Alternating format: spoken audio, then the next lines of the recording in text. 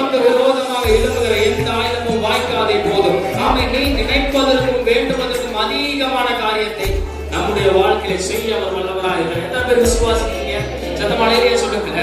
சத்துருக்களோட போராடுவதற்கு நமக்கு திராணி இல்லாம இருக்கலாம், ஒருவேளை நமக்கு பலன் இல்லாம இருக்கலாம், ஒருவேளை நம்ம உலகத்தின் பார்வையில நம்ம கூடி குணுங்கி போய் இருந்திருக்கலாம். ஆனா ஆண்டவர் சொல்லுகிறார், உனக்கு பலன் இல்லாம என்ன பண்ண, நான் பலனை தராம சொல்லுகிறேன். நீ சும்மா இரு, நான் உனக்காக யுத்தம் பண்ண போகிறேன். அல்லேலூயா. நீ சும்மா இரு, அந்த இடத்துல நான் என்ன பண்ண, உனக்காக பரிந்து பேச போகிறேன். நீ சும்மா இரு, வேலை வாய்ப்பு திட்டத்தை நான் ஆயத்தம் பண்ண போகிறேன். நீ சும்மா இரு, பிரச்சனையை மாற்ற போகிறேன். அல்லேலூயா. எத்தனை பேர் சத்தமா அல்லேலூயா சொல்ல முடியும்? எத்தனை பேர் கூட இருக்கிறீங்க, ஆமோதிக்கிறீங்களா அந்த வார்த்தையை? அல்லேலூயா சொல்லுங்களேன்.